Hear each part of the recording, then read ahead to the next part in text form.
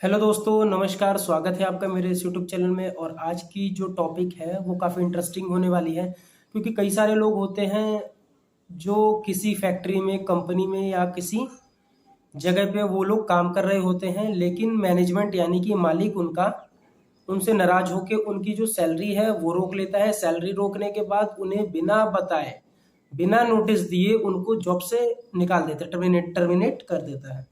तो उस सूरत में व्यक्ति क्या करे? कई लोगों का सवाल था कि सर मुझे या मेरे पापा को, मेरे भाई को नौकरी से निकाल दिया, अब वो क्या करे? इतने सालों से नौकरी कर रहे थे, 10 साल हो गए, 12 साल हो गए, आज तक कुछ हुआ नहीं, लेकिन अब उनको निकाल दिया। अब बताओ हम क्या करें? काफ़ी परेशान है।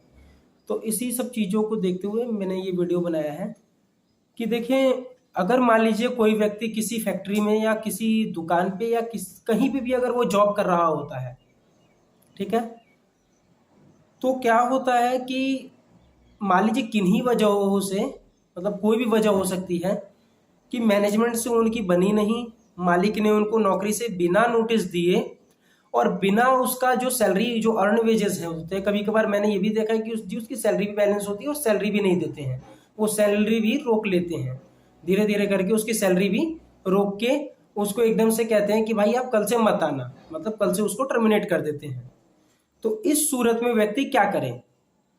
यदि आपके साथ इस प्रकार की चीजें होती हैं तो सबसे पहले आपको एक मांग पत्र भेजना होता है। मांग पत्र कैसे बनाते हैं, इंग्लिश में कहते हैं उसको डिमांड नोटिस। उसके बारे में एक वीडियो मैं अलग से बना दूंगा आप लोगों के लिए कि मांग पत्र कैसे बनाते हैं और डिमांड नोटिस कैसे भेजते हैं, कैसे बना के उसको पोस्ट करते हैं। और उसको बाई स्पीड पोस्ट या डीसी, मतलब आप किसी से भी भेज सकते हो, मतलब वो होना चाहिए रजिस्टर्ड, मतलब वो होना चाहिए। ठीक है।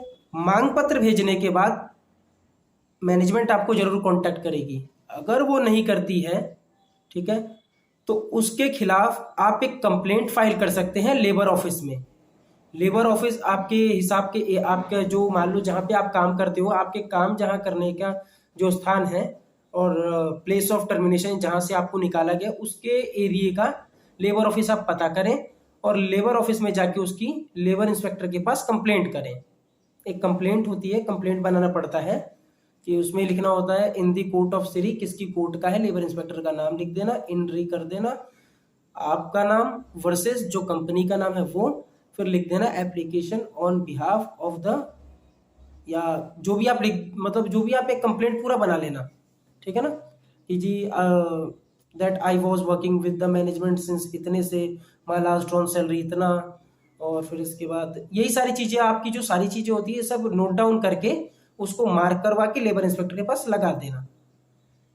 मार्क कराने के बाद, इंस्पेक्टर के पास लगाने के बाद, इंस्पेक्टर आपको 15 दिन का डेट देता है। 15 दिन के बीच में वो इंस्पेक्टर साहब जाके वहां पे देखते हैं, मतलब ठीक है, उसका उस जगह का निरीक्षण करते हैं। निरीक्षण करने में मैनेजमेंट से बात करते हैं कि आपने उनको क्यों निकाला, क्या वजह थी, और ऐसे ऐसे करके उसकी सैलरी उसको दिलवा दी जाती है। और कई जगह तो उसको वापस रख भी लिया जाता है। तो ये है एक छोटा सा प्रोसीजर। अगर आपको कोई नौकरी से निकाल दे और आपकी सैलरी ना दे तो आप क्या कर सकते हैं।